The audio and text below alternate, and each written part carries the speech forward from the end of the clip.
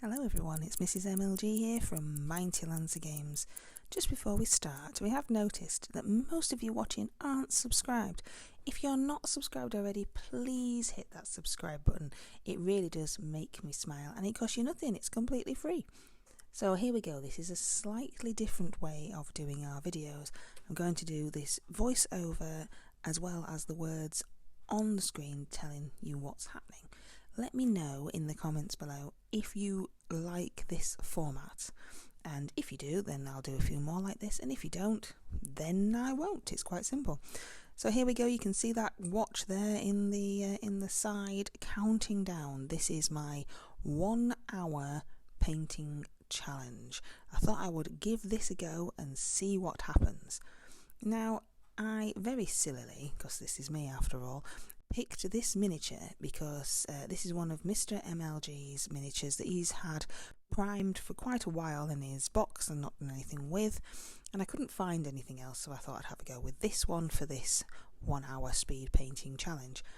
Unfortunately, I'm not very good at painting dead zombie skin. I never know what colour to do it.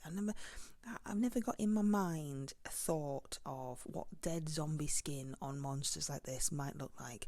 So it was rubbish from the start, wasn't it, really? And I'm badly planned. As you could see there, I painted the skirt bit of the monster with red, and then realised that is going to clash terribly with the blood and guts that are spilling forth from his stomach there, so had to wash it off. Now, I had realised before it dried, so that was a start at least. So what you have to do then, if you've painted something and you realise you don't want it and it's still wet, get loads of water onto your paintbrush and basically wash it off with your paintbrush. So swipe across with your paintbrush, wipe that on your towel, keep going until you've washed off the paint. And then obviously I'm going to paint it a different colour over the top, so that's fine. So I went with this Gangus Khaki. I went with all these colours that I can't say as the base colour for the zombie skin. And then I put over the top there a purple tone because I thought that would emphasise the dead zombiness of this miniature. And I added some pink and purples around maybe the sore parts, so like the knees and the elbows and his heels, you know, where he's been walking around for all this time, gradually falling to bits on himself. Now, this is necrotic flesh. I like this paint from Army Painter. It's gruesome, and I added this to all of the drippy parts to make it really nurgly, let's say, really add some of that gruesome detail into the miniature with all these bits that are falling out of him. So we mix that with the corn red that was already there. Again, like it says on screen, you can get all these miniatures and paints from mightylancergames.co.uk, and I really do appreciate it. Thought I'd zoom in, look, so you can really see the grossness of those two paints together. I wanted it to look like pus. So I zoomed in there so that you could see the pus for yourself. That's so kind of me, isn't it?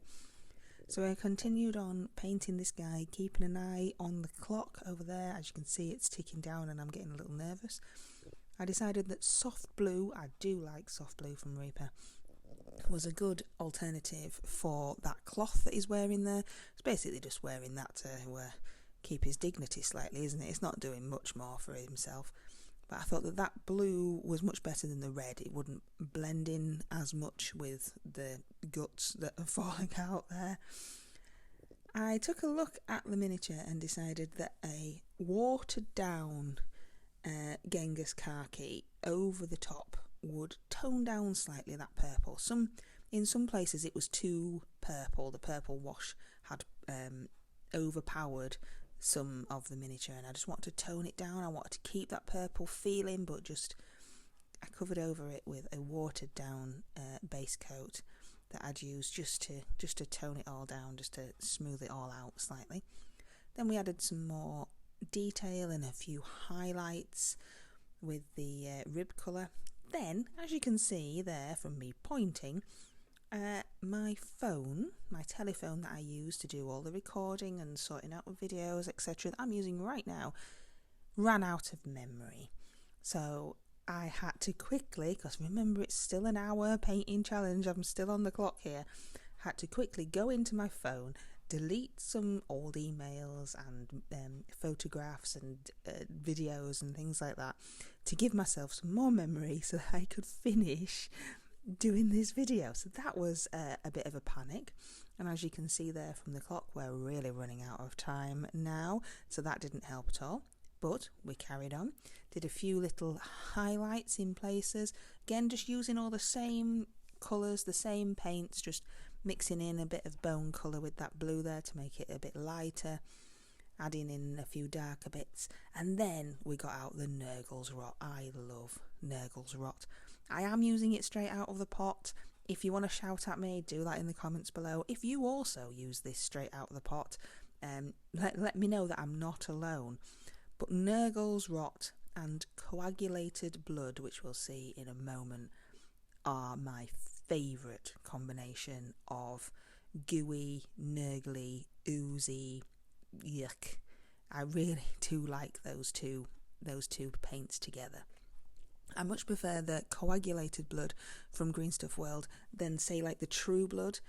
It's obviously it's supposed to be coagulated, so it's darker, it's richer, it's been there longer, which I think on a zombie or a dead type of miniature monster, that is what you'd have. You wouldn't have bright red, just been slain blood. You'd have, it's been there ages. He's been walking around with these bits dripping out for a long time now.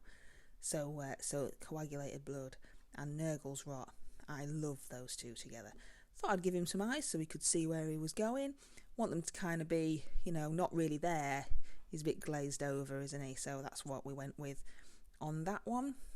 And then have a quick look over, see how we're getting on. Really running out of time. But he's too shiny, isn't he? We want to keep that blood and guts and gore all glistening and nice, but we don't want the miniature to be all shiny. So Max Matte it is. I love Max Matte. Again, Green Stuff World. Again, you can buy this from mightylandsgames.co.uk. Let me know in the comments below if you've ever used Max Matte or what is your go-to varnish. But Max Matte is awesome. Highly recommend. Does exactly what it says on the tin or the bottle. It's a matte varnish that does its job very well. And here we are starting to panic now, running out of time, drastically running out of time. But I needed to do something with the base, added some basing glue, and then did my go-to, which was a bit silly because he's still wet, so I tried to pick him up without touching him, which obviously didn't work. Go-to basing material, which is just some sand and some grit and some stone. Dunked him in there to give him a overall base coat on his base. Again, trying not to touch him because he is still wet from the varnish, but I am desperately running out of time now. And then I decided that his guts would be dripping slightly, so added a few bits of coagulated blood to the basing there to make it look a little bit like, they're dripping as he goes along. And there we are. He's all finished. He's all dry. The Max Matte is working perfectly. Let me know what you think to my speed painted 1 hour monster. What would you do differently? How would you paint him? And again, thank you very much for watching. You're awesome. Take care.